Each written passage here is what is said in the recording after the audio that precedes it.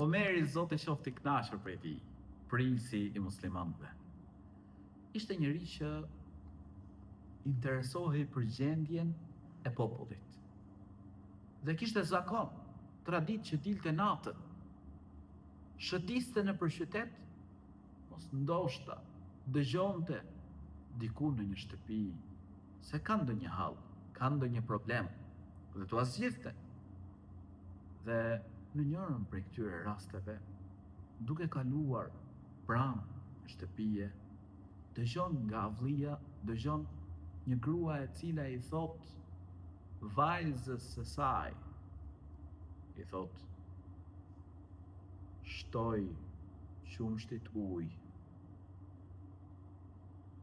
Vajza ja kthen dhe i thot: "Prisi i muslimanëve, pra kur majti fjalim, kur majti hutbë, pra na ndaloj këtë gjë. Është mashtrim, e mashtru njerëzit." Ajo tha: "Ku jemi ne e ku është prisi i muslimanëve?" Pra Omeri, Zoti qoftë i kënaqur prej tij.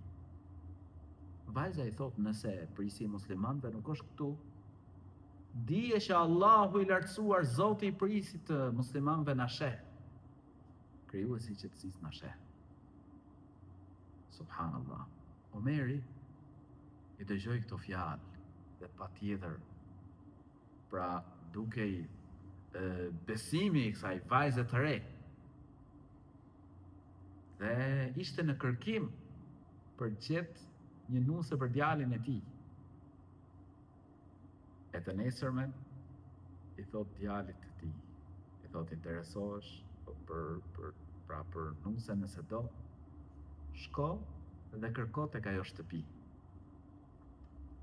Dhe me të vërtet, pra pranojnë, martohet djali i prisit të muslimanëve, Omerit, Zoti qoftë i kënaqur prej tij, me këtë vajzë, dhe prej pasardhësve të këtij çifti, pra nip i këtij çifti, ishte edhe prisi i muslimanëve, Omer ibn Abdul Aziz, që njihet ndryshe si njëri prej halifeve të drejtë.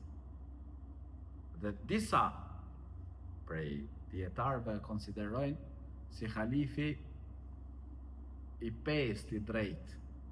Gjithsesi, ishte njëri tepër i drejtë, Omer ibn Abdul Aziz.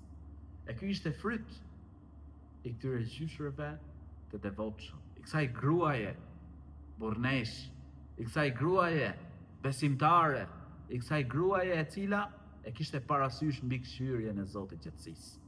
Vllai nderuar, motrë nderuar, ne jemi në muajin e Ramazanit, muaj ku më së miri e mësojmë mbikëqyrjen e të Madhit Zot. Se çdo njëri prej nesh gjatë ditës mund të jetë i mbyllur në shtëpinë e tij, para ka ushqimin, pijen, por thot: "Jo, Allahu më shef."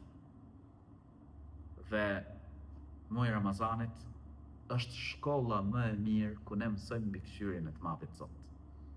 E nëse ne edukohemi me këtë gjë, për cilën profeti alayhi salam i edukonte vazhdimisht shokët e tij.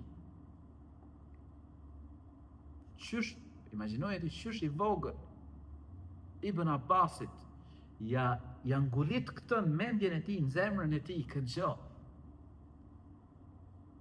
Ruaj Allahun, të të ruaj ai ty, me i rrit dispozitat, urdhrat e Zotit. Me i zbatu urdhrat e Allahut të lartësuar, të ruajnë Zotin. Rritet njeriu me këtë gjë. Rritet njeriu me këtë lloj besimi.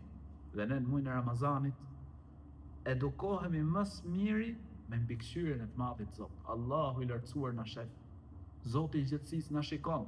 Po ne nëse gjatë gjithë muajit edukohemi me këtë gjë, pas Ramazanit me lejen e Zotit të gjithësisë, do të jemi besimtarë më ndryshe, do të jenë muslimanët më ndryshe. Ai nuk vjedh, nuk mashtron, nuk gënjen. Pse? Zoti më shef. Lutë Allahun e lartësuar që ta përmirësoj gjendjen tonë. Amin.